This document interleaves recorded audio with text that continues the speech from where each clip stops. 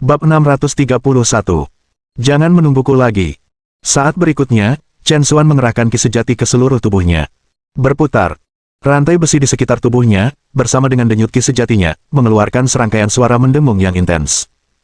Para prajurit di luar sel segera merasakan ada sesuatu yang salah dan buru-buru mengarahkan senjata mereka ke Chen Xuan.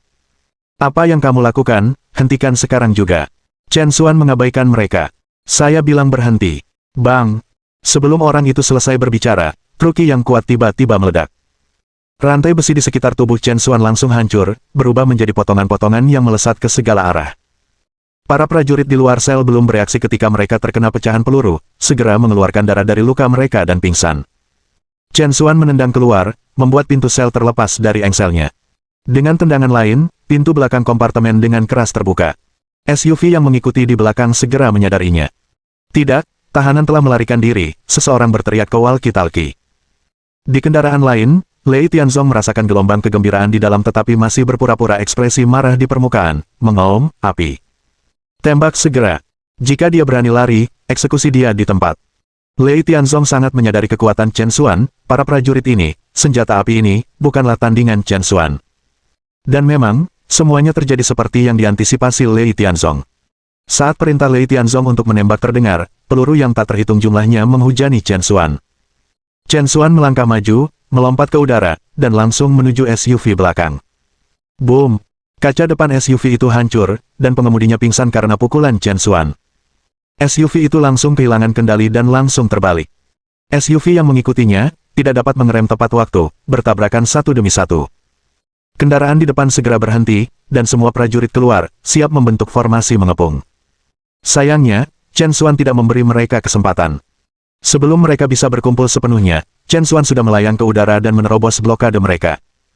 Saat itu, Lei Tianzong juga keluar dari mobilnya dan bertatap muka dengan Chen Xuan. Saat mata mereka bertemu, keduanya saling memahami niat satu sama lain. Berhenti di situ. Lei Tianzong mengayunkan tinjunya, langsung menyerang Chen Xuan. Chen Xuan dengan ringan menjentikkan jari kakinya, menangkap sepotong kaca jendela mobil di tangannya. Kemudian, tanpa ragu-ragu, Chen Xuan menyerang. Percikan. Gelas itu menembus langsung ke perut Lei Tianzong, dan darah langsung menyembur keluar. Ya, ini memang cedera pura-pura yang telah direncanakan Lei Tianzong dan Chen Xuan. Kegagalan Lei Tianzong untuk menahan Chen Xuan tidak akan menjadi akhir dari Raja Timur, itu sebabnya mereka harus membuat tindakan itu lebih meyakinkan, untuk menghilangkan kecurigaan dari Lei Tianzong. Lord Marquis. Gesan dan yang lainnya melebarkan mata mereka karena terkejut di tempat kejadian.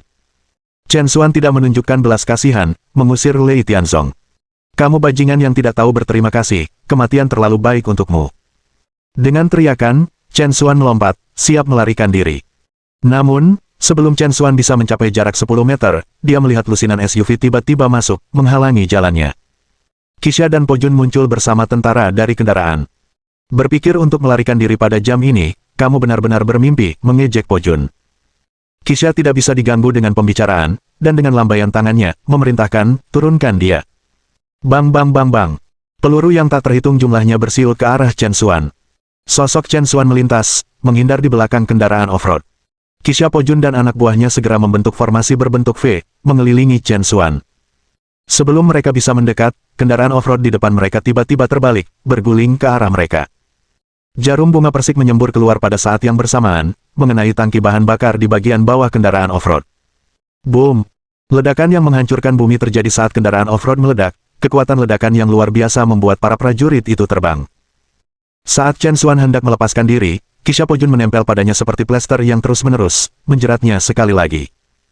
Pada saat yang sama, lebih banyak tentara dari Aula Qixia dan Aula Po Jun berkumpul di tempat kejadian. Untuk sesaat, seluruh pemandangan dikelilingi oleh tentara, menjebak Chen Xuan seolah-olah dia terperosok dalam pasir hisap, tidak dapat melepaskan diri. Sama seperti Chen Xuan bertarung sengit dengan Qixia, Po Jun dan anak buahnya. Boom! Suara menderu yang luar biasa mendekat. Di langit, 5 atau 6 helikopter bersenjata terbang dengan kecepatan tinggi. Qixia, Po Jun awalnya mengira bala bantuan dari keluarga Dong telah tiba, tetapi ketika mereka melihat lencana di helikopter, jantung mereka berdetak kencang. Tidak bagus, itu orang-orang dari keluarga utara. Raksasa Marquis telah datang. Di tengah seruan mereka, helikopter bersenjata di langit sudah melepaskan tembakan. Bang, bang, bang, bang. Rentetan peluru kaliber besar menghujani tanah. Di hadapan daya tembak yang kuat ini, para prajurit keluarga Dong seperti bebek duduk, langsung tercerai-berai, dengan puluhan tentara tewas di tempat. Qixia Pojun juga lengah oleh serangan tiba-tiba ini, benar-benar ditekan oleh daya tembaknya. Memanfaatkan kesempatan ini, Chen Xuan baru saja berhasil melarikan diri dari blokade tentara keluarga Dong, melompat dari jembatan layang, dan melarikan diri menuju hutan di samping jalan. Kejar dia, jangan biarkan dia lolos. Qixia Pojun dan anak buahnya bersikeras untuk mengejarnya tanpa henti. Tapi sebelum mereka bisa turun ke jalan, daya tembak yang kuat di langit dilepaskan sekali lagi, memusnahkan jalan di depan dengan puing-puing beterbangan kemana-mana, secara efektif menghalangi jalan mereka. Dalam beberapa napas, Chen Xuan sudah lolos dari jangkauan pengejaran pasukan keluarga Dong. Saat Chen Xuan melarikan diri, dia mengeluarkan teleponnya dan memutar nomor Han Jingting. Panggilan itu dengan cepat terhubung. Chen Xuan. Suara Han Jingting terdengar. Mendengar suaranya, hati cemas Chen Xuan akhirnya tenang. Jingting, bagaimana kabar kalian? Chen Xuan bertanya. Jangan khawatir, ibuku, Xiao Yu, dan aku aman sekarang. Benar, di mana kamu sekarang? Bagaimana kabarmu? Chen Xuan meyakinkannya, jangan khawatir, aku aman sekarang, aku akan segera datang menemui kalian. Han Jingting mengangguk, oke, aku akan menunggumu. Chen Xuan baru saja akan mengatakan sesuatu, tetapi pada saat itu, sebuah suara tiba-tiba terdengar dari atas kepalanya. Chen Fengchuo, kamu pikir kamu akan pergi kemana? Chen Xuan mendongak dan melihat sesosok berdiri di atas puncak pohon di atasnya, jari-jari kakinya menyentuh puncak pohon dengan ringan, yang tidak menekuk sedikit pun. Seketika, sosok itu melompat ke bawah, mendarat tepat di depan Chen Xuan. Naga tidur, Liu Mingkong. Chen Xuan mengerutkan kening, menyadari bahwa raksasa markis juga datang dengan tujuan lain. Tampaknya melarikan diri hari ini tidak akan semudah itu. Tanpa berpikir lebih jauh, Chen Xuan segera berbicara dengan Han Jingting di telepon. Jingting, jangan tunggu aku, kalian lanjutkan dengan pemimpin Sekte Mo, aku akan menyusul nanti. Apa? Han Jingting tercengang, firasat buruk muncul di hatinya. Chen Xuan kemudian menutup telepon. Chen Xuan. Chen Xuan. Han Jingting memanggil beberapa kali dengan khawatir, tetapi tidak ada lagi jawaban dari ujung yang lain. Bab 632. Target semua anak panah. Chen Xuan menyingkirkan teleponnya, matanya sedikit menyipit saat dia melihat Liu Mingkong di depannya. Liu Mingkong tersenyum, sepertinya aku benar-benar meremehkanmu, untuk bisa menghidupkan kembali orang yang sudah mati sekalipun, dengan cara seperti itu, bahkan aku harus mengakui inferioritasku. Sayang sekali, kamu masih terlalu bodoh, Raja Timur secara alami brutal dan menyimpan ambisi liar. Dengan menyelamatkannya, Anda hanya menggali kuburan Anda sendiri. Chen Xuan mendengus pelan, apa bedanya? Kalian semua berasal dari sarang tikus dan ular yang sama. Chen Xuan sekarang telah sepenuhnya melihat melalui sifat keluarga-keluarga besar ini dari timur, barat, selatan, dan utara mereka semua berhati dingin, jahat, dan kejam. Tidak ada satupun yang baik di antara mereka. Liu Mingkong terkekeh ringan, mungkin, tapi bukankah selalu pemenang yang menjadi raja dan mengalahkan bandit? Chen Xuan tidak tertarik menyia-nyiakan kata-kata dengan Liu Mingkong saat itu, cukup, apa sebenarnya yang kamu inginkan? Liu Mingkong tersenyum tipis, saya tidak ingin banyak, hanya untuk membawa Anda ke Raja Utara atas nama Raja Utara kami. Raja Utara. Chen Xuan tersenyum pahit. Pertama, itu adalah Raja Timur, dan sekarang Raja Utara. Sepertinya mereka benar-benar tidak berencana untuk melepaskannya. Jika itu masalahnya, maka tidak ada yang akan lolos dengan mudah. Bagaimana jika saya mengatakan saya tidak ingin pergi dengan Anda, apakah Anda akan memaksa saya? Chen Xuan berkata dengan suara yang dalam. Liu Mingkong mengejek dengan dingin, apakah kamu benar-benar punya pilihan lain? Saat mereka berbicara, beberapa sosok turun dari langit, mengelilingi Chen Xuan di tengah. Orang-orang ini adalah 8 pelindung raksasa markis. Secercah cahaya dingin melewati mata Chen Xuan, kalau begitu, tidak ada lagi yang bisa dikatakan, mati. Dengan itu, kaki Chen Xuan tiba-tiba menginjak tanah saat dia langsung menyerang salah satu pelindung. Tuek! Jarum bunga persik menyembur keluar, langsung menusuk jantung pelindung itu. Darah menyembur keluar di belakangnya, dan bahkan sebelum dia bisa mengeluarkan erangan teredam, dia sudah mati di tempat. 7 pelindung yang tersisa terkejut. Mereka semua berada di antara petarung top di mansion raksasa markis, masing-masing kekuatan mereka hampir setara dengan Grandmaster seni bela diri sejati. Tapi sekarang, Chen Xuan telah membunuh salah satu dari mereka hanya dengan satu gerakan, dengan cara seperti itu, mereka tidak lagi berani meremehkannya. Serang bersama, bunuh dia. 7 pelindung bertindak secara bersamaan, melancarkan serangan terhadap Chen Xuan. Chen Xuan baru saja bertarung dengan Raja Muda Timur dan Tuan Muda Wong dari keluarga Dong, dan setelah melarikan diri terus-menerus dan pertempuran kecil yang tak terhitung jumlahnya, dia, sejujurnya, sudah agak lelah dalam tubuh dan pikirannya. Sekarang menghadapi pengepungan para pelindung ini, dia jelas-jelas tampak kehabisan tenaga. Secara alami, Liu Mingkong juga memperhatikan hal ini, itulah sebabnya dia hanya berdiri menyaksikan pertempuran, tidak terburu-buru untuk bertindak. Dia bermaksud menggunakan pelindung ini untuk menguras energi Chen Xuan sepenuhnya. Ketika kekuatan Chen Xuan benar-benar habis, itu akan menjadi waktu terbaik baginya untuk bertindak.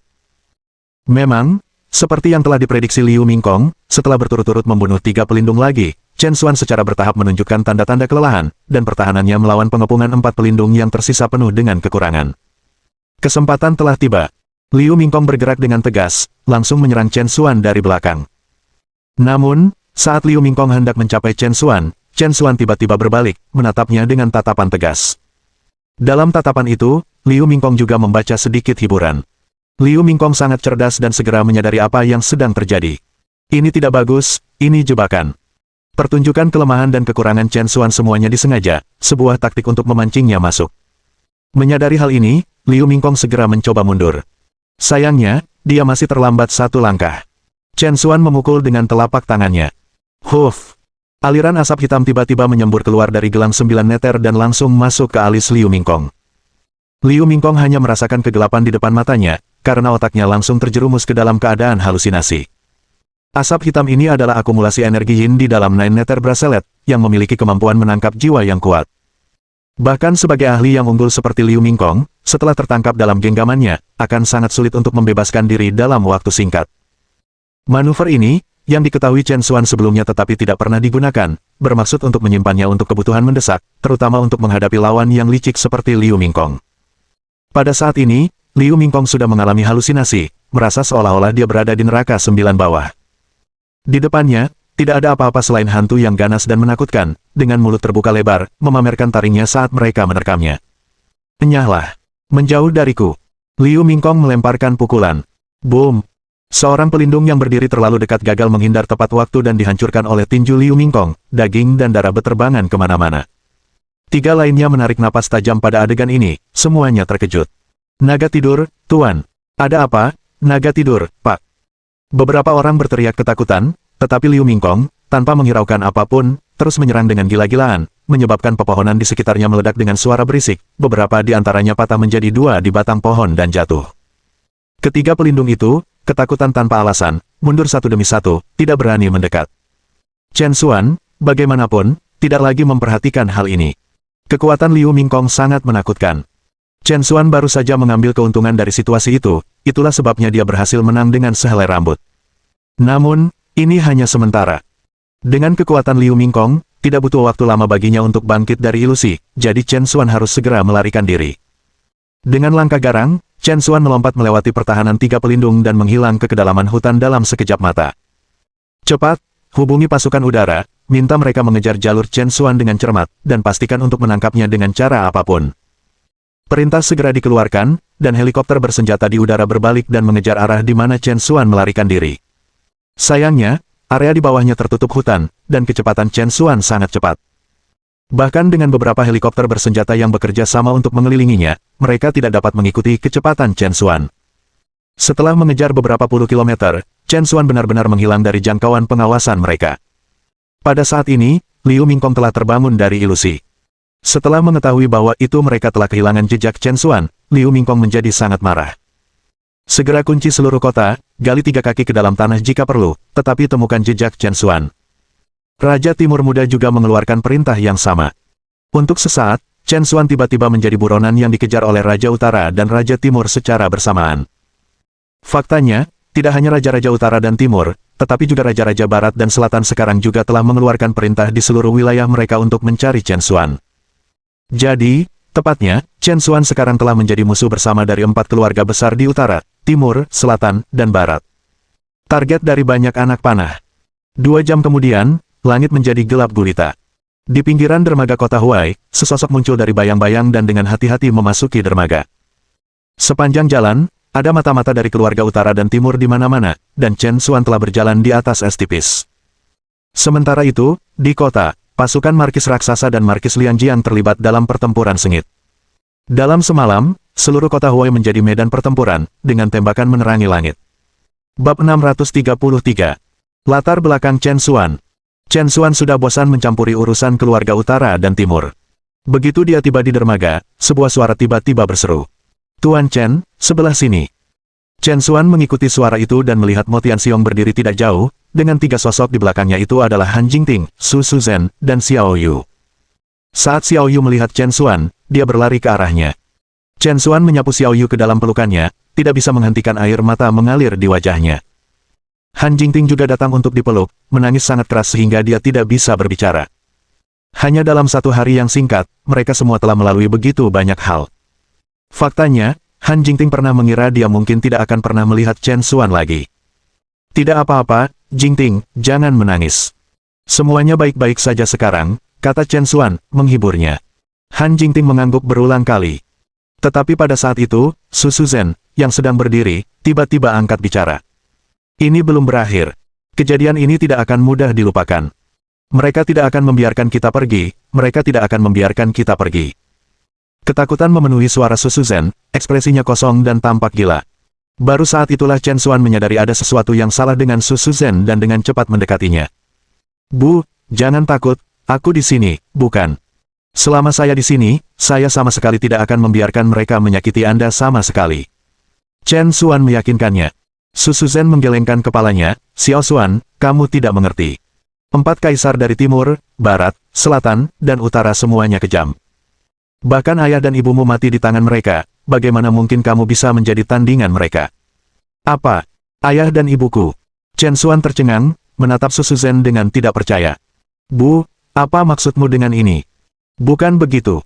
Su Shuzhen menghela nafas dan berkata, "Xiao Xuan, sekarang sudah seperti ini, aku tidak akan menyembunyikannya darimu lagi.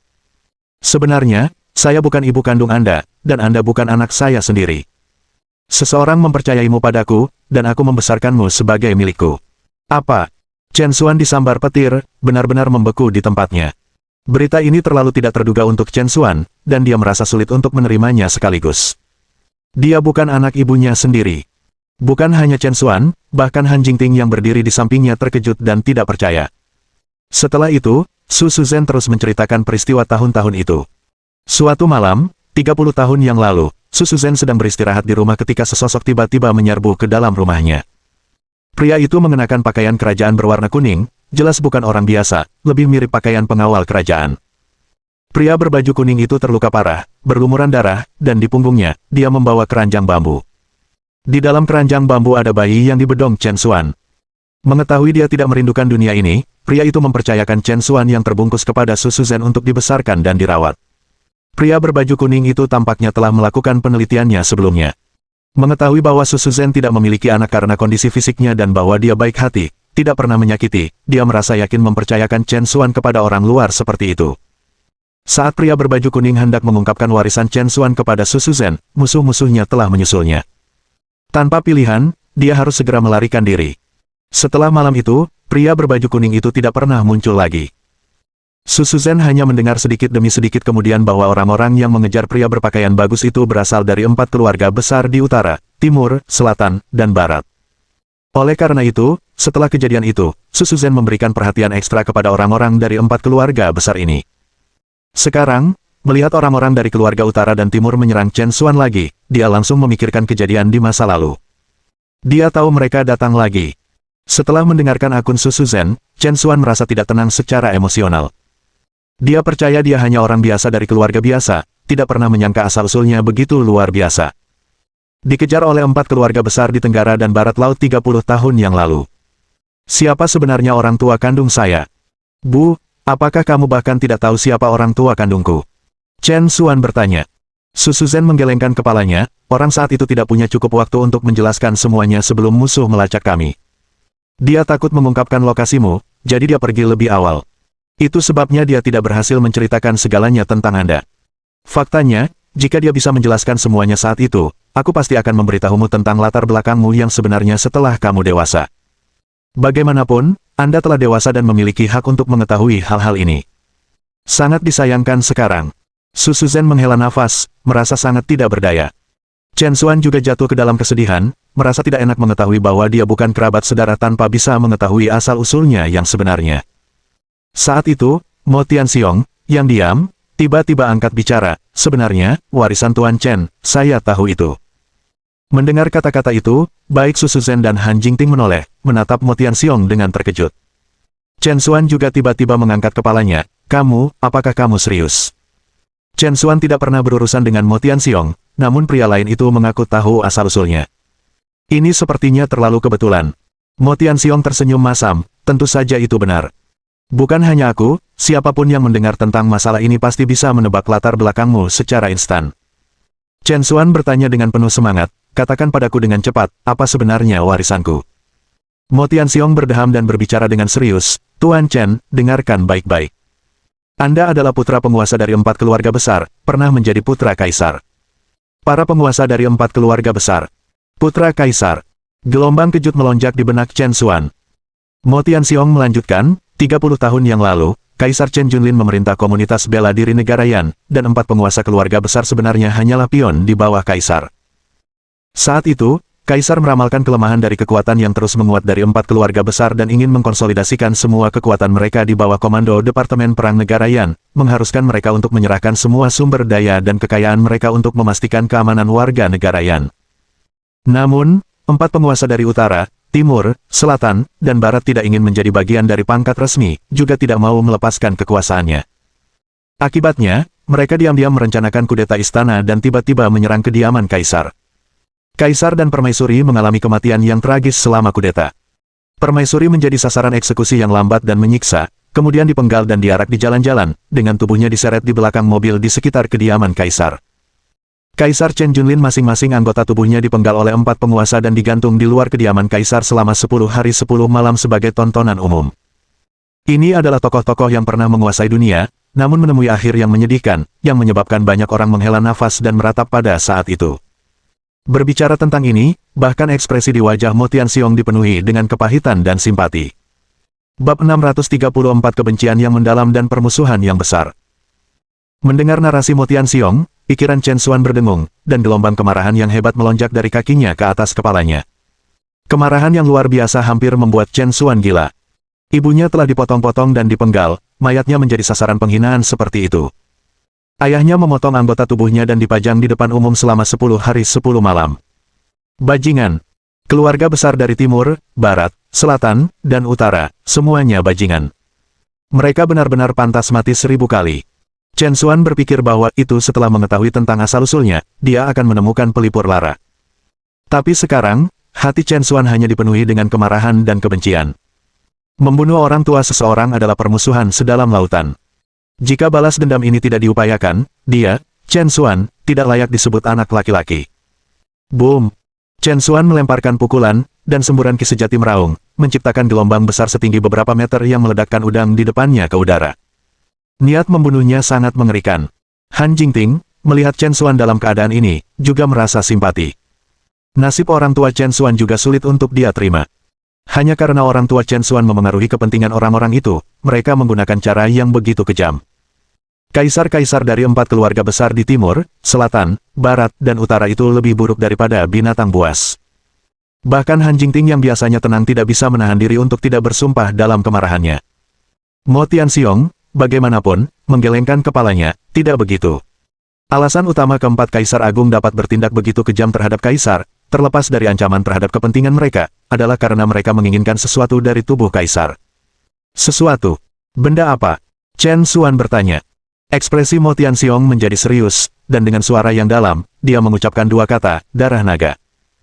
Saat itu, Kaisar menjadi terkenal entah dari mana, dan hanya dalam waktu 3 tahun, dia menyatukan semua kekuatan bela diri di negara Yan, menyebabkan keluarga besar dari timur, barat, selatan, dan utara tunduk padanya. Dikatakan bahwa kekuatan Kaisar luar biasa, sesuatu yang dihormati oleh semua orang. Desas-desus berlimpah bahwa asal-usul Kaisar sangat misterius, dan alasan dia memiliki kekuatan yang begitu mencengangkan pada usia yang begitu muda sepenuhnya karena darah yang mengalir di nadinya, tidak seperti darah orang biasa. Ada yang bilang, Kaisar bukanlah manusia biasa, tapi naga sejati. Naga sejati. Han Jingting dan Su Shuzhen, mendengar ini, benar-benar tercengang dan tidak dapat memahaminya. Chen Xuan, bagaimanapun, mulai memahami konsepnya. Dia akhirnya mengerti dari mana kekuatan dalam tubuhnya berasal. Semua kekuatan di dalam dirinya diwarisi dari ayahnya. Mo Tianxiong melanjutkan, 4 Kaisar Agung percaya bahwa jika mereka bisa mendapatkan darah naga yang mengalir di tubuh Kaisar, mereka bisa memiliki kekuatan yang sama dengan Kaisar. Ini sebenarnya alasan sebenarnya mengapa 4 Kaisar Agung begitu brutal terhadap Kaisar dan Permaisuri.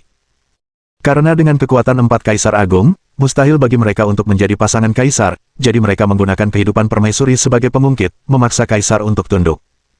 Karena alasan inilah Permaisuri menderita hukuman pemotongan yang ekstrim. Semua tindakan ini adalah metode berdarah dari 4 Kaisar Agung. Mendengar akun Mo Tianxiong, Chen Xuan tidak bisa lagi menahan amarahnya dan tidak bisa menahan lebih jauh. Chen Xuan mengayunkan tinjunya dengan keras, melepaskan rentetan pukulan ke arah laut di depan pintu. Boom, boom, boom, boom. Air di hadapannya melonjak dengan ombak yang mengejutkan, seolah-olah seluruh permukaan laut mendidih karena amukan Chen Xuan yang mengamuk. Keempat Kaisar, saya, Chen Xuan, bersumpah untuk membuat Anda membayar dengan darah untuk hutang Anda. Raungan Chen Xuan, seperti guntur, bergema berulang kali di langit malam yang tenang, menimbulkan ketakutan di hati. Melihat keadaan Chen Xuan, Su Shuzhen dan Han Jingting tidak bisa menahan air mata.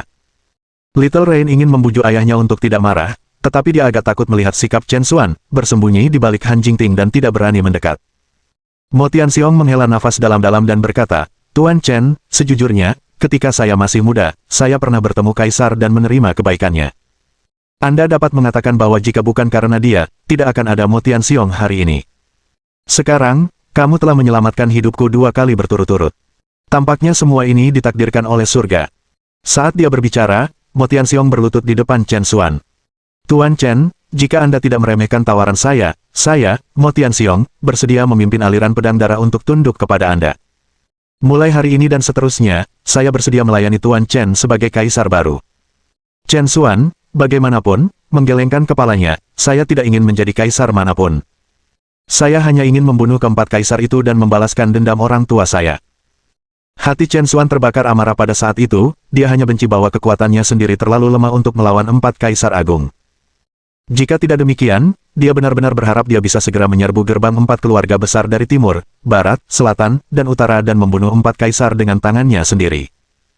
Mo Tianxiong menghela nafas lagi, saya dapat memahami perasaan Anda, Tuan Chen, tetapi Anda juga harus jelas bahwa kekuatan keluarga besar dari timur, barat, selatan, dan utara tidak boleh diremehkan. Jika kamu benar-benar ingin membalas dendam, satu-satunya rencana untuk saat ini adalah meningkatkan kekuatanmu secepat mungkin dan membangun kekuatanmu sendiri. Hanya dengan cara ini, mungkin kamu memiliki kesempatan untuk mengguncang status 4 keluarga besar dan membalaskan dendam orang tuamu. Kata-kata Mo Tianxiong bergema dalam-dalam dengan Chen Xuan. Memang, keluarga besar dari timur, barat, selatan, dan utara memiliki uang, orang, dan kekuasaan. Dan dirinya sendiri. Dia sendirian. Mencoba mengguncang fondasi kuat dari 4 keluarga besar itu hanyalah mimpi bodoh. Karena itu, untuk membalas dendam, dia harus terlebih dahulu menjadi cukup kuat. Pada saat itu, Mo Tianxiong melanjutkan, namun, ada sesuatu yang lebih penting daripada balas dendam sekarang, dan itu adalah, untuk bertahan hidup terlebih dahulu. Sekarang, berita tentangmu, Putra Kaisar, telah menyebar ke seluruh 4 keluarga besar. Mengingat kebencian mereka terhadap Kaisar, mereka pasti tidak akan membiarkanmu hidup, dan selain itu, darahmu, yang sangat mereka inginkan, adalah darah naga. Sampai sekarang, kamu telah menjadi musuh bersama dari 4 keluarga besar dari timur, barat, selatan, dan utara. Mulai sekarang, kamu akan selalu menghadapi pengejaran dan pembunuhan tanpa henti mereka, tanpa akhir sampai mati. Untuk bertahan hidup di bawah pengepungan tanpa henti seperti itu bukanlah masalah sederhana. Chen Xuan setuju dengan rasa gravitasi, lalu bertanya, jadi, apa yang Anda sarankan untuk saya lakukan sekarang? Mo Tianxiong berbicara dengan sangat belak-belakan, pergilah ke Yanjing. Di seluruh negeri Yan, hanya tempat yang dijaga ketat seperti Yanjing yang bebas dari pengaruh 4 keluarga besar. Mereka tidak akan berani bertindak berani di sana. Hanya di sana kamu akan menemukan surga teraman dan, dengan semua kekuatan terkumpul, itu juga tempat terbaik bagimu untuk mengumpulkan kekuatan. Hanya itu. Mo Tianxiong ragu-ragu, berhenti di tengah kalimat. Hanya apa? Chen Xuan menekan. Mo Tianxiong menghela nafas, lalu melanjutkan, hanya saja, menurut saya, akan lebih baik jika Anda tidak membawa keluarga Anda, untuk mencegahnya, nasib yang sama menimpa ayahmu. Bab 635. Debu mengendap. Setelah mendengar saran Mo Tianxiong, hati Chen Xuan langsung tenggelam. Itu benar, menggunakan kehidupan anggota keluarga sebagai pengungkit selalu menjadi trik kebiasaan keluarga Dong dan faksi kuat lainnya, dan hanya memikirkan cobaan orang tuanya memenuhi hati Chen Xuan dengan kekhawatiran. Tidak peduli apa, dia sama sekali tidak akan membiarkan keluarganya sendiri menderita kerugian apapun. Saya mengerti. Chen Xuan menjawab dengan muram. Dia juga tidak ingin meninggalkan keluarganya. Tapi saat ini, sepertinya dia tidak punya pilihan lain.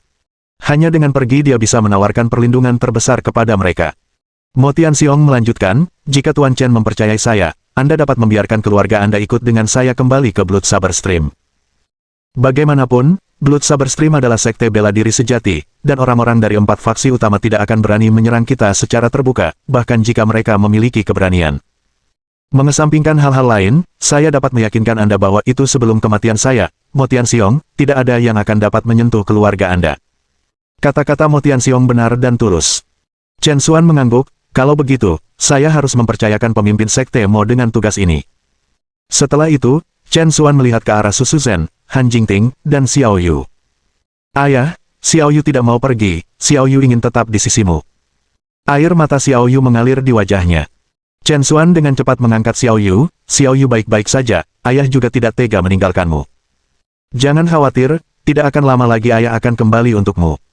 Han Jingting juga menahan air matanya saat dia membujuk, itu benar, Xiao Yu, ayah sekarang harus melawan orang jahat.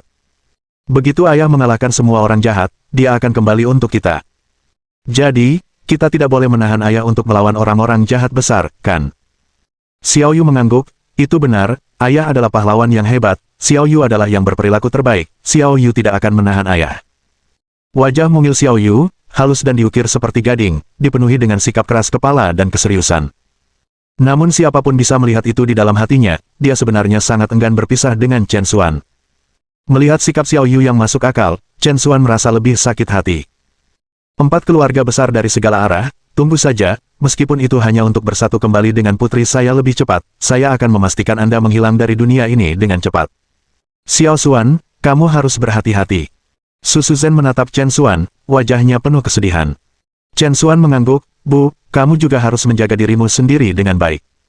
Pada akhirnya, tatapan Chen Xuan tertuju pada Han Jingting. Jingting, ini semua salahku. Tolong jaga ibu dan Xiao Yu untukku. Chen Xuan merasakan rasa bersalah yang luar biasa terhadap wanita ini dari lubuk hatinya. Mata Han Jingting lembab saat dia memeluk Chen Xuan dengan erat, aku akan menunggumu kembali, suamiku. Mendengar kata-kata ini, banjir emosi melonjak di dalam Chen Xuan. Jika dia ingat dengan benar, dalam 7 tahun pernikahan mereka, ini adalah pertama kalinya Han Jingting menyapanya dengan cara ini. Sesaat kemudian, sebuah kapal pesiar kecil merapat di dermaga. Di atas kapal, Cui Fengjiu, Zheng Nianyao, dan yang lainnya semuanya hadir. Keadaan kota Huai saat ini telah mengubahnya menjadi medan perang bagi keluarga utara dan timur, dan bahkan mereka harus meninggalkan kota untuk sementara demi keselamatan. Tuan Chen. Setelah melihat Chen Xuan, Zheng Nianyao, Cui Fengjiu, dan yang lainnya buru-buru datang untuk menyambutnya. Chen Xuan membungkuk kepada mereka, Elder Zheng, kakak perempuan ke-9, itu ketidakmampuanku. Saya gagal melindungi kota Huai. Zheng Nianyao buru-buru berkata, Tuan Chen, bagaimana Anda bisa menyalahkan diri sendiri? Sekarang keluarga utara dan timur telah secara resmi memulai pertempuran mereka di kota Huai, situasi ini bukanlah sesuatu yang dapat dicegah oleh siapapun. Tapi Tuan Chen, apa rencanamu dari sini? Chen Xuan kemudian mengungkapkan rencananya untuk pergi ke Yanjing. Setelah mendengar cerita Chen Xuan, Zheng Nianyao mengangguk, Tuan Chen, yakinlah, kami juga akan mengikuti pemimpin sekte Mo ke aliran pedang darah, dan kami akan membantu mengurus keluarga Anda. Berdiri di satu sisi, ekspresi Cui Ruyun sangat kompleks. Dia membuka mulutnya seolah ingin berbicara tetapi akhirnya tidak banyak bicara. 10 menit kemudian, Han Jingting dan yang lainnya naik ke kapal. Sebelum pergi, Chen Xuan secara pribadi menuliskan beberapa teknik kultivasi dan menyerahkannya kepada Mo Tianxiong. Kumpulan teknik kultivasi ini adalah salah satu teknik pedang tingkat atas dari warisan yang diperoleh Chen Xuan, bernama Heavenly Split. Setelah menerima serangkaian teknik kultivasi ini, hati Mo Tianxiong terguncang karena keterkejutan dan keheranan. Di masa lalu, leluhur aliran pedang darah mereka telah mendirikan sekte dengan hanya setengah dari manual teknik pedang kuno. Mo Tianxiong tiba-tiba menyadari bahwa teknik pedang, Heavenly Split, yang diberikan Chen Xuan kepadanya adalah bagian lain dari manual kuno yang diturunkan oleh nenek moyang aliran pedang darah. Mendapatkan setengah dari teknik pedang perpecahan surgawi ini sangat penting bagi seluruh aliran pedang darah. Mo Tianxiong yakin bahwa itu dengan setengah dari teknik pedang perpecahan surgawi ini, tidak akan lama lagi aliran pedang darah dapat menempati peringkat di antara 3 besar dari semua sekte bela diri sejati. Hadirin sekalian, jalan seni bela diri masih panjang, semoga bisa bertemu lagi. Chen Xuan membungkuk secara resmi ke kapal pesiar sebagai perpisahan. Konflik antara keluarga Dong dan keluarga utara di kota Huai berlangsung selama 3 hari penuh. Pada akhirnya, konflik diselesaikan dengan campur tangan Departemen Perang Negara Yan. Sejak saat itu, kekuatan keluarga Dong dan keluarga utara benar-benar diusir dari kota Huai. Kota Huai, yang telah lama terlibat perselisihan, akhirnya kembali damai, meninggalkan warganya untuk menghadapi kehancuran yang ditimbulkan oleh pertempuran di kedua belah pihak. Setengah bulan kemudian, di Yanjing. Di pusat kota, di dalam kamar sewaan biasa. Seluruh ruangan diselimuti kabut-kabut putih, dan di dalam kabut ini, sesosok tubuh kurus duduk bermeditasi. Orang bisa melihat dengan jelas bahwa sosok itu dikelilingi oleh lapisan aura emas. Aura emas meresap keluar, mengubah kabut putih di sekitarnya menjadi rona emas. Seluruh ruangan tampak dipenuhi dengan rasa ketuhanan. Gedebuk-gedebuk-gedebuk. Tiba-tiba ada ketukan di pintu. Chen Xuan. Cepat buka pintunya, sebuah suara tajam berseru. Chen Xuan dalam kabut tidak menanggapi. Namun, desakan itu terus berlanjut. Chen Xuan. Chen Xuan. Chen Xuan merasa agak tidak berdaya, hanya bisa membuka matanya. Dia telah berada di Yanjing selama setengah bulan, dan selama ini, dia mengabdikan dirinya untuk berkultivasi terus-menerus setiap hari.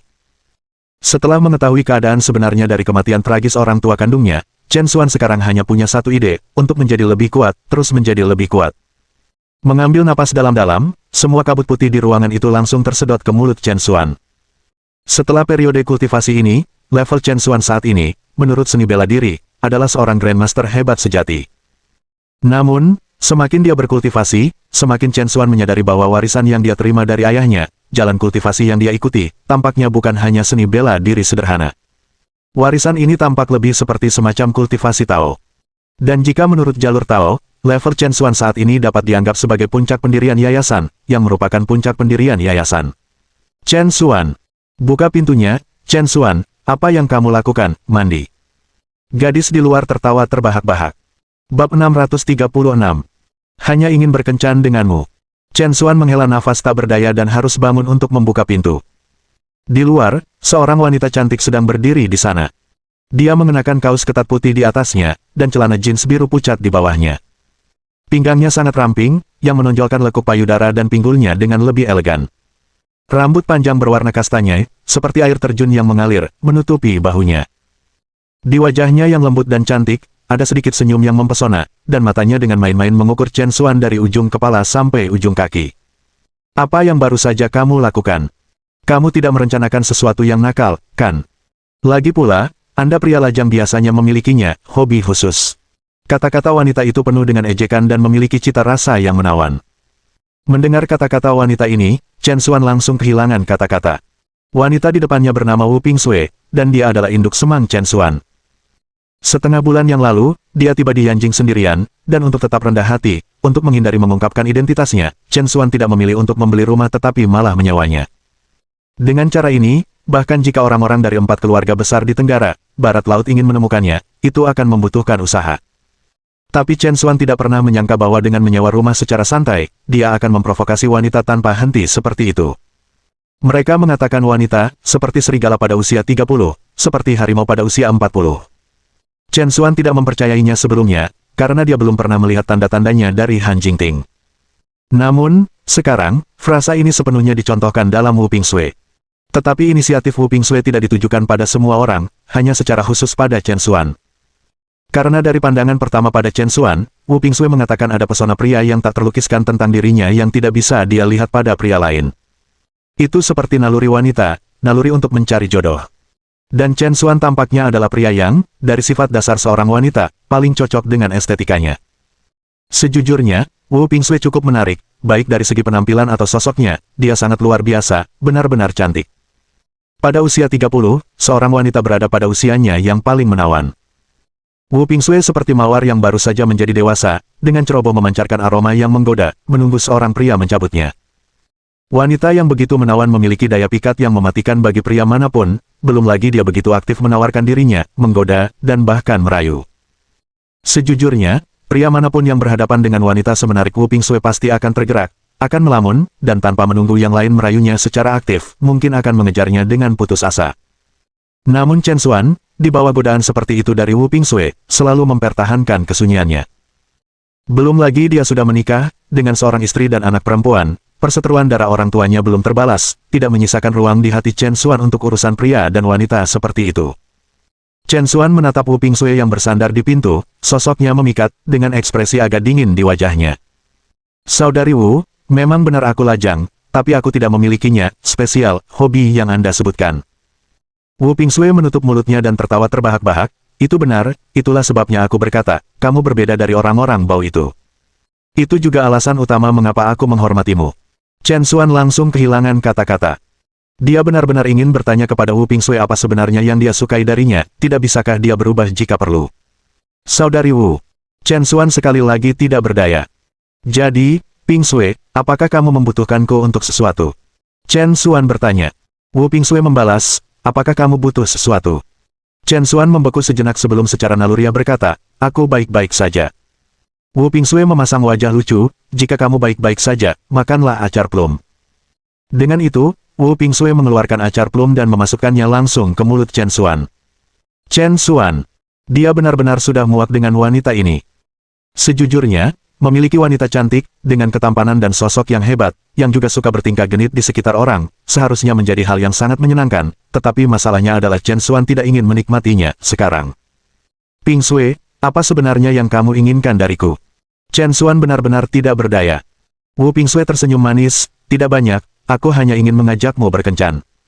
Chen Xuan merasakan sakit kepala datang sekali lagi. Ketika dia pertama kali tiba di Yanjing, agar tidak mengungkapkan identitasnya, dia memberitahu semua orang bahwa dia masih lajang, yang juga untuk melindungi Han Jingting dan Xiao Yu. Oleh karena itu, Wu Pingsue selalu mengira Chen Xuan masih lajang dan dapat dikejar dengan bebas. Tapi sekarang, Chen Xuan merasa perlu untuk jujur dengan wanita di depannya. Pingsue, ada sesuatu yang ingin aku klarifikasi denganmu. Sebenarnya, saya sudah menikah dan bahkan punya anak perempuan. Jadi, Chen Xuan terus terang, pasti untuk membuat Wu Pingsue mundur, tetapi yang mengejutkannya, setelah mendengar ini, Wu Pingsue hanya menutup mulutnya dan tertawa. Hahaha, aku menebak sebanyak itu. Seorang pria yang luar biasa seperti Anda secara alami akan memiliki banyak wanita di sekitarnya. Saya tidak keberatan sama sekali. Semakin banyak wanita di sekitar Anda, semakin terlihat bahwa saya memiliki selera yang baik. Chen Xuan menekankan lagi, tapi sudah kubilang, aku sudah menikah. Ya, dan aku sudah bilang, aku tidak keberatan sama sekali. Wu Pingsue menjawab seolah-olah itu adalah hal yang paling alami. Chen Xuan. Chen Xuan merasa ada jurang pemisah yang dalam antara dia dan wanita ini, dan mereka tidak bisa berkomunikasi. Baiklah, cukup tentang itu, saya sudah membuat reservasi di Zikidonglai Grand Hotel yang baru dibuka. Zikidonglai. Mendengar nama ini, Chen Xuan tertegun sejenak. Karena dia tahu bahwa Cui Ruyun pernah membuka sebuah restoran di kota Huai dengan nama yang sama, Zikidonglai. Untuk sesaat, pikiran Chen Xuan melayang jauh, seolah-olah dia kembali ke kota Huai bermil-mil jauhnya. Sama seperti Chen Xuan tenggelam dalam pikirannya, Wu Pingsue telah meraih tangannya dan berjalan menuju tangga. Begitu mereka sampai di halaman, seorang sosok muda berusia awal 20-an tiba-tiba berdiri di depan mereka. Pemuda ini adalah saudara Wu Pingsue, Wu Bo. Sejak hari pertama Chen Xuan pindah ke sini, Wu Bo tidak memperlakukannya dengan baik. Menurut Wu Bo, saudara perempuannya memiliki penampilan dan tabungan. Seorang wanita sebaik dia seharusnya menemukan pacar yang tinggi, kaya, dan tampan, itu akan menjadi hasil terbaik untuknya. Tapi Chen Xuan, berbicara tentang penampilan, mereka biasa saja, benar-benar biasa saja. Berbicara tentang tabungan, sungguh bercanda, seorang pria yang hidup dari menyewakan kamar, tidak akan memiliki sepeser pun atas namanya. Pria seperti ini, yang kekurangan segalanya, pada dasarnya adalah pecundang. Ramuan cinta macam apa yang digunakan orang seperti itu untuk membuat saudara perempuannya pusing sedemikian rupa? Bab 637. Bagaimana Anda berbicara dengan saudara ipar Anda seperti itu? Kak, mengapa kamu bergaul dengan pencari nafkah ini lagi? Wu Bo datang dan mulai mengeluh pada Wu Pingsue, berpikir bahwa jika saudara perempuannya dapat menikah dengan keluarga yang baik, dia juga dapat memperoleh manfaat darinya, jadi tidak mungkin Wu Bo akan membiarkan saudara perempuannya menerima orang seperti Chen Xuan. Setelah itu, Wu Bo menoleh ke Chen Xuan, mengeluarkan perintah dengan nada superioritas, Tuan Chen, saya peringatkan Anda, jauhi saudara perempuan saya di masa depan. Jika aku memergokimu menyembunyikan niat buruk terhadapnya lagi, aku akan melakukannya. Kamu akan apa? Wu Pingsui tidak membiarkan Wu Bo menyelesaikan kalimatnya dan menamparkan kepalanya. Kakak, kenapa kamu memukulku? Kata Wu Bo, menutupi kepalanya dengan ekspresi kesal. Wu Pingsui langsung mengutuk, aku memukulmu karena kamu pantas mendapatkannya. Siapa yang mengizinkanmu berbicara dengan saudara iparmu seperti itu? Chen Xuan benar-benar tidak tahu harus berkata apa. Wu Bo juga menatap Wu Pingsui dengan mata tidak percaya dan kesal. Dia sama sekali tidak mengerti apa yang salah dengan saudara perempuannya sendiri, mengapa dia secara proaktif menjadi begitu dekat dengan pria malang ini. Kemudian, sebuah pikiran berani tiba-tiba terlintas di benak Wu Bo. Tuan Chen ini, mungkinkah dia telah memanfaatkan saudara perempuannya, dan itulah mengapa dia begitu tunduk padanya. Jika memang demikian, maka masalahnya besar karena Wu Bo tahu betul bahwa saudara perempuannya, terlepas dari usianya, tampaknya tidak pernah melakukan itu dengan pria manapun seorang perawan tua yang tulus terus-menerus. Sekarang, dia telah memberikan sesuatu yang sangat penting kepada Chen Xuan ini, tidak heran dia begitu membuta mengabdi padanya. Memikirkan hal ini, Wu Bo merasakan gelombang kemarahan lagi terhadap Chen Xuan. Bagus, Bamkin, menggunakan metode tercela mengambil tubuh kakakku untuk mengendalikannya. Kamu tidak lebih baik dari binatang. Wu Bo, tanpa mengetahui kebenarannya, mengecam Chen Xuan dengan banyak pelecehan. Ambil mayatnya. Mengendalikan adiknya. Chen Xuan tidak bisa berkata-kata. Pasangan saudara kandung ini, apa yang terlintas di kepala mereka? Wu Pingsui menamparkan kepala Wu Bo lagi, memarahi, omong kosong apa yang kamu katakan? Apakah Anda bahkan memiliki otak? Untuk pertama kalinya, Chen Xuan mengira Wu Pingsui mungkin agak masuk akal. Namun, sebelum Chen Xuan bahkan bisa setuju dengannya, dia mendengar Wu Pingsui melanjutkan, jika saya benar-benar memberinya tubuh saya, apakah saya akan membiarkannya tidur sendirian di malam hari? Tentu saja, aku sudah berbagi tempat tidur dengannya sekarang, demi Tuhan. Kamu benar-benar tidak punya otak. Tidak. Lalu apa yang membuat adiknya gila? Tidak menunggu Wu Bo memikirkan semuanya, Wu Pingsui berhenti membuang-buang kata-kata dengannya, memegang tangan Chen Xuan, dan langsung masuk ke Porsche Panamera miliknya. Sebagai seorang gadis Yanjing yang memiliki seluruh bangunan properti sewaan, situasi keuangan Wu Pingsui cukup nyaman. Menyaksikan Panamera pergi, Wu Bo tenggelam dalam pikirannya. Lagi pula, apa bagusnya pria ini? Setengah jam kemudian, Wu Pingsui membawa Chen Xuan ke Hotel Ziki Donglai yang baru dibuka. Baru tiba di tempat itu, keduanya dikejutkan dengan pemandangan di depan mereka. Seluruh hotel didekorasi dengan mewah, menggunakan gaya retro yang memancarkan cita rasa dan kehalusan. Itu megah namun mewah, kaliber yang cukup tinggi untuk menonjol bahkan di tempat seperti Yanjing. Karena ini adalah hari pembukaan, pintu masuk Hotel Ziki Donglai ramai, dihiasi dengan keranjang bunga perayaan dari berbagai pengunjung, dan kedatangan dan kepergian tamu terus-menerus. Hotel bintang 5 hanya berbeda, kan? Benar-benar mewah. Saya pernah mendengar hidangan khas restorannya luar biasa, ayo masuk dan coba. Wu Pingsui meraih tangan Chen Xuan, siap menuju ke hotel. Chen Xuan tidak bermaksud untuk masuk dengan Wu Pingsui, tetapi ketika dia melihat deretan kata di papan nama di pintu masuk, dia agak terkejut. Tertulis dengan jelas di papan nama hotel adalah, Hotel Bintang 5 di bawah Yunsan Corporation. Yunsan Corporation. Bukankah itu aset Cui Ruyun di kota Huai? Bagaimana bisa? Pertama nama hotelnya sama, dan sekarang bahkan nama perusahaan induknya cocok. Mungkinkah benar-benar ada kebetulan seperti itu di dunia ini? Sementara Chen Xuan tenggelam dalam pikirannya, dia sudah ditarik paksa ke hotel oleh Wu Pingsui. Hotel itu penuh sesak dengan orang-orang, dan setelah antrian panjang, akhirnya giliran Wu Pingsui. Sama seperti Wu Pingsui, memegang tangan Chen Xuan, hendak dengan bersemangat mengambil tempat duduk mereka, seorang wanita bertubuh tinggi mendorong mereka ke samping. Menyingkir, apakah giliranmu untuk duduk? Berdirilah dimanapun itu keren. Wanita bertubuh kekar mencaci maki Wu Pingsui dengan berani dan arogan. Wu Pingsui sangat marah dan, dengan tangan di pinggulnya, membalas, apakah kamu sakit? Jelas giliranku, mengapa bukan giliranku? Wanita bertubuh kekar itu menyeringai bangga, melambaikan kartu keanggotaannya sambil mengejek, mengapa, Anda bertanya? Itu karena wanita ini memiliki kartu VIP di sini, jadi saya bisa mengantre. Ada masalah dengan itu. Wanita bertubuh kekar itu jelas mencari masalah, sengaja provokatif karena dia tidak menyetujui kecantikan yang menakjubkan seperti Wu Pingsui dan memanfaatkan kesempatan untuk menjatuhkannya. Wu Pingsui sangat marah dengan sikap wanita itu sehingga dadanya terengah-engah karena marah. Meskipun demikian, Wu Pingsui merasa agak tidak berdaya. Dibesarkan di Yanjing, dia sangat menyadari aturan di tempat-tempat seperti hotel dan restoran. Pelanggan VIP di tempat-tempat ini memang menikmati banyak hak istimewa, meskipun sangat sedikit yang bertindak mencolok seperti wanita bertubuh kekar ini. Hari ini hanyalah hari sial bagi Wu Pingsui. Sepertinya tidak ada yang bisa dilakukan selain menggigit lidahnya dan menanggungnya. Pelayan di samping mereka tampak agak tak berdaya saat dia melihat Wu Pingsue. Nona, bisakah kamu menunggu sedikit lebih lama dan membiarkan wanita ini duduk terlebih dahulu? Bagaimana bunyinya? Wajah wanita bertubuh kekar itu sombong, pipinya yang montok menyeringai seperti seorang pemenang. Wu Pingsue, kehabisan pilihan, hendak mengangguk setuju. Tapi sebelum Wu Pingsue bisa berbicara, kartu keanggotaan putih tiba-tiba muncul di depannya. Saya ingin tahu apakah ini bisa digunakan di sini. Chen Xuan bertanya dengan tenang. Faktanya, Chen Xuan tidak mencoba untuk pamer, dia juga tidak terlalu ingin makan di sini bersama Wu Pingsue. Dia hanya ingin menguji kartu itu untuk melihat apakah ada nilainya dan untuk menentukan apakah tempat ini terkait dengan kecurigaannya. Saat melihat kartu yang diserahkan Chen Xuan, wanita bertubuh besar itu memutar matanya dan mencibir, kekacauan apa ini? Saya bahkan belum pernah melihat kartu seperti ini sebelumnya. Apakah ini kartu keanggotaan supermarket yang berani Anda bawa ke sini? Itu sangat lucu. Hahaha.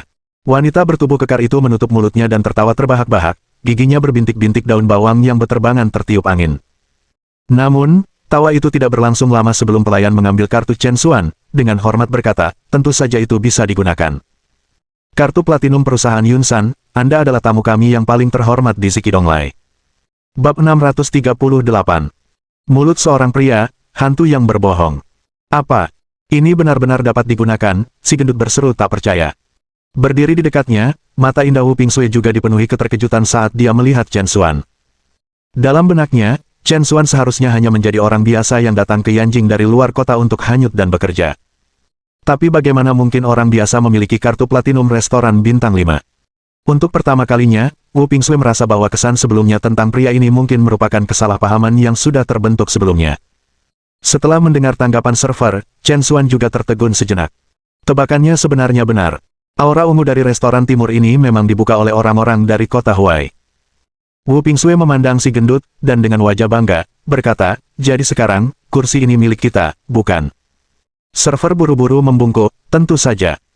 Kartu Yunsan Corporation Platinum adalah kartu keanggotaan tingkat tertinggi yang kami tawarkan, tertinggi di atas yang lainnya. Tidak ada yang berhak mengambil tempat duduk dari Anda. Tamu terhormat, tolong ikuti saya. Server memberi isyarat agar mereka mengikutinya. Dengan bangga, Wu Pingsue meraih tangan Chen Xuan, siap untuk masuk ke dalam. Pada saat itu, keributan menyebar ke seluruh restoran. Lihat semuanya, pemiliknya akan keluar.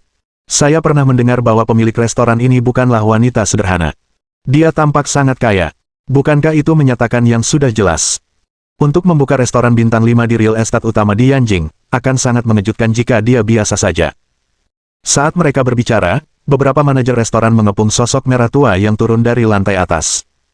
Sosok itu tinggi, mengenakan sepatu hak tinggi hitam, gaun merah satin ketat yang dengan sempurna memamerkan sosok anggunnya. Dengan rambut panjangnya yang tergerai, dan dikelilingi oleh para manajer, dia melangkah perlahan menuruni tangga, seperti seorang ratu bangsawan yang menjadi pusat perhatian. Mata orang banyak berbinar saat melihatnya. Cantik. Pemilik di depan mereka sangat cantik. Wanita ini, dari ujung kepala sampai ujung kaki, luar dalam, setiap inci kulitnya, setiap pori-porinya, memancarkan daya pikat feminin yang kuat. Bahkan di sebelahnya, Wu Pingsue, seorang wanita cantik Yanjing kota besar yang lahir dan besar, tampak redup jika dibandingkan. Pemilik ini, terlalu cantik. Melihat pemilik di hadapannya, Wu Pingsue tidak bisa menahan diri untuk tidak menghela nafas. Kedua wanita itu, namun bagaimana bisa ada perbedaan yang begitu besar? Wu Pingsue agak percaya diri pada dirinya sendiri, tetapi dia tidak bisa menahan perasaan rendah diri di depan pemilik ini. Menuruni tangga, pemiliknya tersenyum hangat, tatapannya ramah menyapu, mengangguk dan tersenyum pada para tamu. Namun, saat berikutnya, ketika matanya tertuju pada Chen Xuan, seolah-olah mereka terkena mantra sihir, membeku di tempatnya, bahkan tidak bisa bergerak sedikitpun. Tatapan Chen Xuan, pada saat ini, juga lembut seperti air. Cui Ruyun. Dia tidak akan pernah menyangka bahwa wanita ini juga akan datang ke kota ini. Selama setengah bulan, Chen Xuan berada di tempat ini, seluruhnya di kota yang asing. Dikelilingi oleh orang asing, setiap wajah yang dilihatnya adalah wajah yang tidak dia kenal. Sekarang, tiba-tiba melihat sosok yang dikenalnya ini, hati Chen Xuan dipenuhi dengan kegembiraan yang tak dapat dijelaskan, bercampur dengan emosi. Mata mereka bertemu, dan segala sesuatu di sekitar mereka tampak tenang dalam sekejap, di mata mereka, hanya ada satu sama lain. Pada saat ini, orang-orang lain di restoran juga memperhatikan perilaku Cui Ruyun yang tidak biasa dan mulai berbicara di antara mereka sendiri. Ada apa dengan Nyonya Bos? Siapa yang dia lihat? Mungkinkah dia mengincar beberapa orang hebat, atau seseorang yang dia sukai? Jika ada yang bisa menarik perhatian Nyonya Bos, itu akan sangat menyenangkan. Hahaha. Hanya setelah mendengar gosip orang banyak, Cui Ruyun menyadari kesalahannya dan dengan cepat mengalihkan pandangannya dari Chen Xuan ke tempat lain. Suasana aneh yang semula menyelimuti pemandangan itu langsung hancur, kembali normal. Begitu Cui Ruyun pergi, Chen Xuan dan Wu Pingsui dipimpin oleh seorang server ke sebuah kamar pribadi kecil di lantai atas. Tidak lama setelah server pergi, Wu Pingsui meraih lengan Chen Xuan, bertanya dengan bingung, apakah kamu tahu bos wanita itu? Chen Xuan menggelengkan kepalanya, tidak sama sekali. Apa maksudmu, tidak sama sekali? Wu Pingsui cukup yakin, aku tidak buta. Saya baru saja melihat semuanya dengan sangat jelas. Wanita itu tidak salah lagi menatapmu. Tumpahkan, apakah ada sesuatu yang mencurigakan terjadi antara kamu dan bos wanita? Chen Xuan terdiam, urusan apa, saudari, kamu mungkin terlalu memikirkannya. Wu Pingsui jelas tidak mudah dibodohi, jangan berikan itu padaku. Saya katakan, intuisi saya sangat tajam, dan saya yakin ada sesuatu yang tidak beres dengan hubungan Anda dengan bos wanita. Perselingkuhan. Chen Xuan tidak bisa menahan diri untuk tidak memutar matanya, seperti yang saya katakan, Anda terlalu memikirkannya. Wu Pingsui tanpa henti, kalau begitu bersumpahlah, jika kamu memiliki hubungan yang tidak pantas dengan bos wanita, kamu anjing kampung. Chen Xuan kesal, di sini ada seorang wanita berusia 30-an, tetap bersikeras dia membuat janji yang kekanak-kanakan. Di bawah dorongan gigi Wu Pingsui, Chen Xuan akhirnya menyerah dan bersumpah. Baiklah, aku bersumpah jika ada sesuatu yang tidak pantas antara Nyonya Bos dan aku, maka memang begitu, seekor anjing kampung. Menyuarakan sumpah seperti itu membuatnya merasa malu. Sama seperti Chen Xuan telah membuat pernyataannya, pintu ke kamar pribadi tiba-tiba terbuka dari luar. Cui Ruyun muncul di pintu dengan gaun merah, wajahnya berseri-seri dengan kegembiraan dan air mata, sebuah penglihatan yang bisa memikat banyak pria. Chen Xuan. Sebelum Chen Xuan bisa bereaksi, Cui Ruyun menerkamnya, memeluknya erat-erat. Chen Xuan. Jika ada sesuatu yang tidak pantas antara saya dan bos wanita, saya anjing kampung, seekor anjing kampung, mut. Sumpah yang baru saja diambilnya masih bergema di telinganya. Dan sekarang, bahkan sebelum dia bisa mengatur napasnya, Cui Ruyun telah melakukan ini. Tamparan di wajah itu tidak mungkin datang lebih cepat. Wu Pingsui tidak bisa membantu tetapi memutar matanya dengan megah di tempat kejadian. Laki-laki, Wu Pingsui sekarang memiliki gambaran yang jelas, semua gagak di bawah langit berwarna hitam, semua pria sama-sama payah. Mulut seorang pria, hantu penipu. Merasakan tatapan mencemooh dari Wu Pingsui pada saat itu, Chen Xuan juga merasa sangat canggung. Ruyun, ada orang lain di sini. Chen Xuan dengan ramah mengingatkan. Sebelum Cui Ruyun bisa menjawab, Wu Pingsui mengambil alih percakapan itu. Dia melihat sekeliling dengan sungguh-sungguh, lalu berkata dengan sangat serius, orang lain. Saya tidak melihat orang lain. Apakah saya bahkan seseorang? Bab 639. Saya pikir Anda memiliki motif tersembunyi. Cui Ruyun tidak bodoh, dia secara alami mendeteksi nada konfrontatif dalam suara Wu Pingsui dan berpisah dari pelukan Chen Xuan. Chen Xuan, siapa ini? Cui Ruyun bertanya. Chen Xuan kehilangan kata-kata. Cui Ruyun terkejut pada awalnya tetapi dengan cepat pulih dengan senyum menawan. Cui Ruyun sangat akrab dengan karakter Chen Xuan. Apalagi fakta bahwa Chen Xuan adalah seorang pria dengan tanggung jawab keluarga. Hanya dengan mempertimbangkan pengungkapan baru-baru ini tentang kematian tragis orang tua kandungnya dan kebutuhannya yang mendalam untuk membalas dendam, dia pasti tidak akan memiliki waktu luang atau suasana hati untuk terlibat dalam romansa di sini dengan orang asing. Jelas, wanita ini kemungkinan besar hanya seseorang yang tergila-gila pada Chen Xuan secara sepihak sama seperti dirinya. Wu Pingsui agak bingung dengan reaksi Cui Ruyun, mengapa kamu tertawa? Berjuang untuk menahan hiburannya, Cui Ruyun menjawab, maaf, bukan apa-apa. Chen Xuan, bisakah kamu keluar sebentar? Aku ingin bicara denganmu sendirian. Saat Chen Xuan hendak pergi, Wu Pingsui menangkapnya. Tidak, saya dapat melihat bahwa saya adalah orang aneh di luar sini. Jika ada yang pergi, itu pasti aku. Baiklah, aku akan keluar.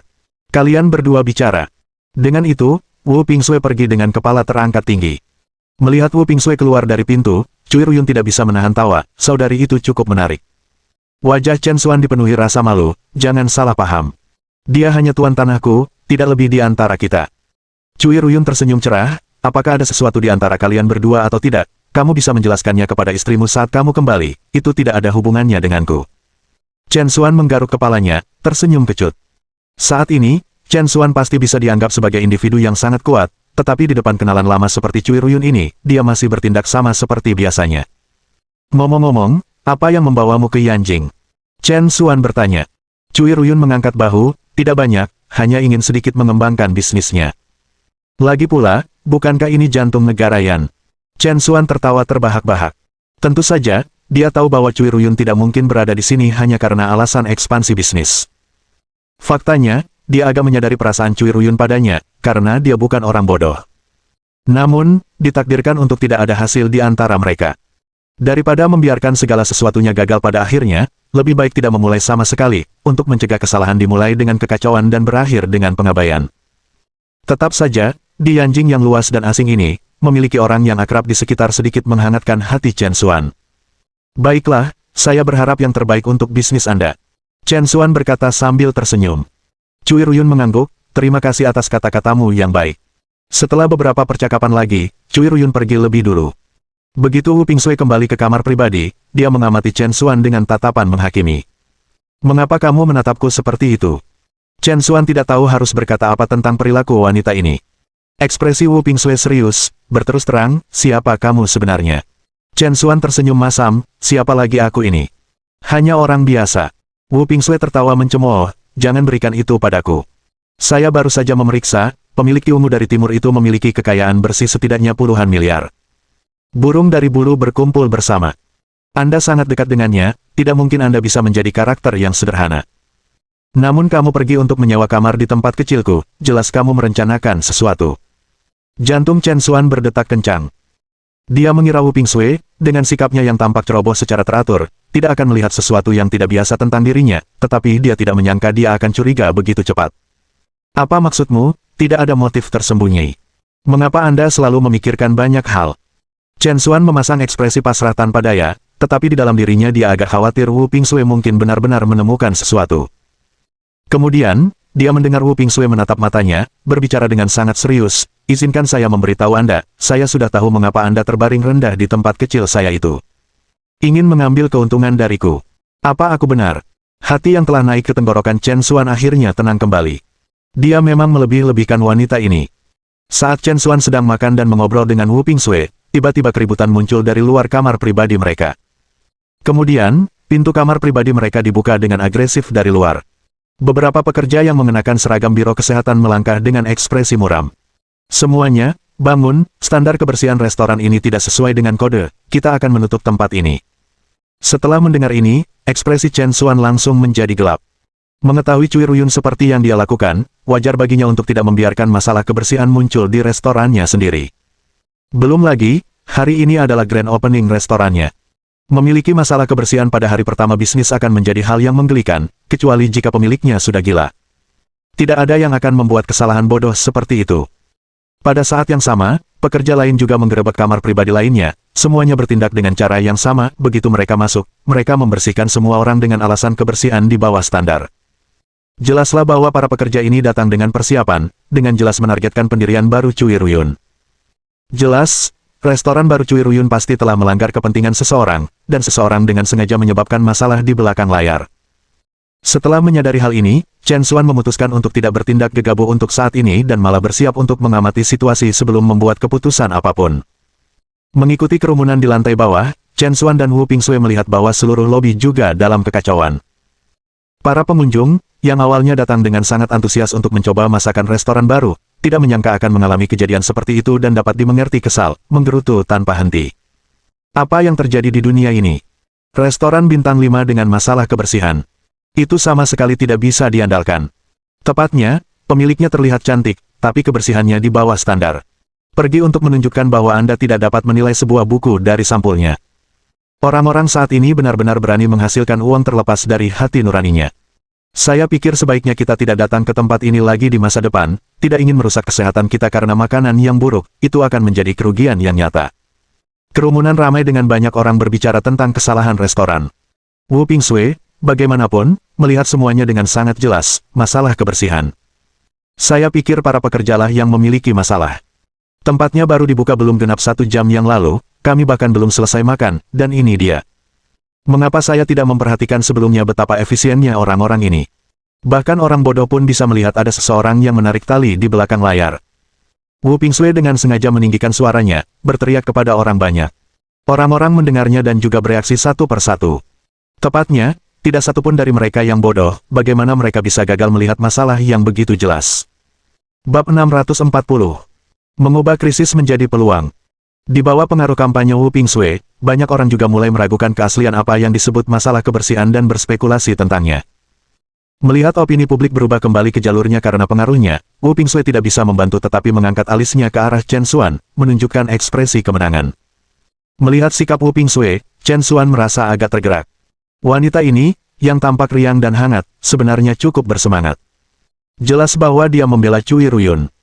Saat ini, Cui Ruyun, setelah menerima kabar tersebut, juga keluar dari kantornya di lantai atas.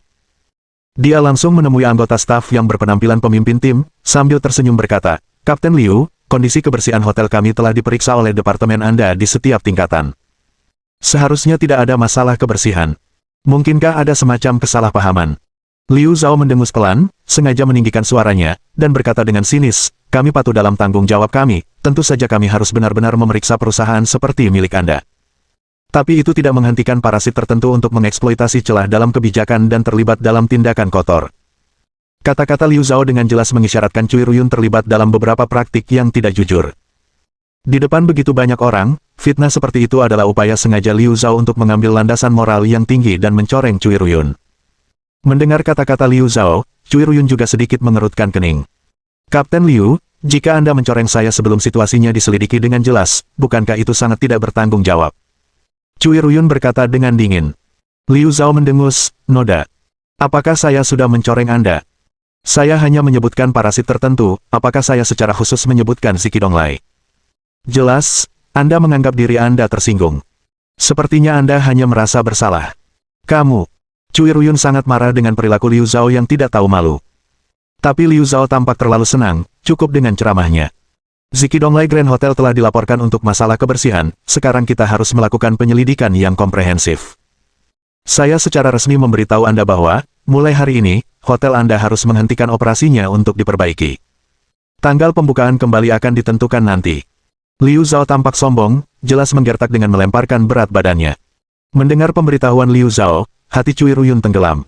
Cui Ruyun, yang telah berkecimpung dalam bisnis selama bertahun-tahun, sebenarnya sangat jelas tentang aturan pasar. Dia tahu bahwa sebagai orang luar, membangun pijakan di tempat baru itu sulit, apalagi di Yanjing, di mana segala macam faktor sangat rumit. Sesuai cara Cui Ruyun dalam melakukan sesuatu, sebelum memutuskan untuk memasuki pasar yang asing, dia pasti akan terlebih dahulu memperluas jaringannya, membuka jalan, dan memperlancar semua koneksi sebelum membawa bisnisnya masuk. Namun, kali ini, sangat ingin bertemu Chen Xuan dan bergegas ke sisinya di Yanjing, dia telah melewatkan semua tahap awal itu. Hal itu menyebabkan situasinya saat ini, menghadapi pelecehan oleh pejabat kecil seperti Liu Zhao dan merasa agak bingung, meskipun biasanya berhasil bergaul kemanapun dia pergi. Saat Liu Zhao melihat Cui Ruyun tampak tak berdaya, senyum dingin merayap ke dalam hatinya. Sebelumnya, dia agak khawatir tentang siapa yang mungkin mendukung pemilik ini. Sekarang sepertinya dia hanyalah warga negara biasa tanpa dukungan berpengaruh di belakangnya. Memikirkan hal ini, Liu Zhao menjadi lebih berani secara sembrono. "Seseorang keluarkan mereka dari sini dan tutup tempat itu." Atas perintah Liu Zhao, staf di belakangnya langsung bergerak untuk mengusir semua orang dan menutup tempat itu. Tetapi pada saat itu, Chen Xuan tiba-tiba melangkah maju dan berkata dengan dingin, "Beberapa orang memiliki motif tersembunyi, dan dapat melaporkan tanpa bukti apapun sudah cukup buruk. Anda, sebagai bagian dari departemen pemerintahan, bahkan tidak repot-repot menyelidiki dan menutup begitu saja bisnis seseorang. Apakah ini hasil dari pekerjaan Anda yang ceroboh, duduk diam di pos Anda, atau apakah Anda berkolusi dengan kekuatan tertentu, kesal dengan kemungkinan orang luar mengganggu kepentingan pribadi Anda?" Ucapan Chen Xuan yang tampaknya santai memotong dan menyentuh hati, segera memicu keributan di seluruh restoran. Para pengunjung itu, yang awalnya siap untuk pergi karena mereka tidak bisa mendapatkan makanan, bersemangat setelah mendengar kata-kata Chen Xuan. Mereka pikir agak berani bagi anak itu untuk secara terbuka menentang departemen resmi, dan sekarang akan ada pertunjukan yang luar biasa. Tidak ada yang meninggalkan tempat kejadian, dan semua orang memposisikan diri untuk menyaksikan drama yang akan datang terungkap. Liu Zhao, setelah mendengar kata-kata Chen Xuan, langsung marah. Sebagai kepala tim kebersihan, dia mungkin tidak memiliki posisi berpangkat tinggi, tetapi otoritasnya tidak boleh diremehkan. Kemanapun dia pergi, semua orang harus menunjukkan rasa hormatnya dan tidak akan berani menyinggung perasaannya sedikitpun. Namun sekarang, Pemuda dengan aksen dari daerah lain ini berani menanyainya di depan begitu banyak orang, menunjukkan bahwa dia memiliki hubungan yang tidak pantas dengan orang lain. Ini membuat Liu Zhao merasa seolah-olah otoritasnya telah sangat dihina. Sialan, aku memperingatkanmu untuk menjaga mulutmu. Siapa yang memberitahumu bahwa aku berkolusi dengan siapapun? Percaya atau tidak, aku bisa menangkapmu karena menyebarkan desas-desus. Liu Zhao mengutuk Chen Xuan, mengancamnya secara terbuka. Chen Xuan tetap tenang, berbicara perlahan dan sengaja. Apakah saya pernah mengatakan Anda berkolusi dengan siapapun? Saya hanya menyebut Anda orang-orang pada umumnya, Andalah yang mengira saya berbicara tentang diri Anda sendiri. Tampaknya bagi saya bahwa Andalah yang memiliki hati nurani yang bersalah. Semua tuduhan yang dibuat Liu Zhao terhadap Cui Ruyun sekarang dikembalikan kepadanya oleh Chen Xuan. Kali ini, Liu Zhao lah yang tidak bisa berkata-kata karena marah. Kerumunan di sekitarnya sangat menikmati pemandangan itu, merasa menyegarkan melihat seseorang seperti Liu Zhao menggantikannya. Cui Ruyun, yang baru saja marah beberapa saat yang lalu, tidak bisa menahan diri untuk tidak menutup mulutnya dan terkikik. Ekspresi Wu Pingsui tak ternilai harganya, dan dia tidak bisa menahan rasa iri. Pria ini, yang biasanya tampak begitu membosankan dan tidak romantis, telah menggantikan wanita ini, menunjukkan kejantanan sejati. Wu Pingsui berharap dia bisa menjadi orang yang diperjuangkan Chen Xuan. Sekarang, Liu Zhao sangat marah dan malu, berteriak dengan putus asa, "Kapan giliranmu, warga biasa, untuk menuding dan memberitahu kami, departemen resmi, bagaimana melakukan pekerjaan kami? Tersesat, dan jika kamu berani menunda pekerjaan kami di sini lagi, kami tidak akan bersikap baik padamu." Liu Zhao terpaksa menarik pangkat untuk menekan Chen Xuan. Chen Xuan tetap tidak terpengaruh, ekspresinya acuh tak acuh. "Memang benar kamu berasal dari departemen resmi, tapi bukan berarti kamu bisa bertindak sesuka hati. Sejujurnya, saya seorang dokter, dan saya memiliki pemahaman tentang kesehatan dan kebugaran. Makanan di restoran ini tidak hanya enak tetapi juga dibuat dengan bahan-bahan berkualitas tinggi, sama sekali tidak ada kemungkinan masalah kebersihan di sini." Chen Xuan siap untuk mengubah krisis menjadi peluang, memanfaatkan momen tersebut untuk mengiklankan restoran Cui Ruyun. Mendengar kata-kata Chen Xuan, Liu Zhao mencibir dan menjawab dengan jijik, "Seorang dokter. Kamu. Mohon dukungan dari omom ante-ante sekalian, buat subscribe atau sharekan novel Mimin ke Facebook kalian, agar channel Mimin bisa terus berkembang. Dengan begitu, Mimin bisa lebih semangat untuk up novel seru lain ke depannya." Buat teman-teman yang sudah subscribe dan sharekan novel Mimin, Mimin ucapkan terima kasih sebanyak-banyaknya.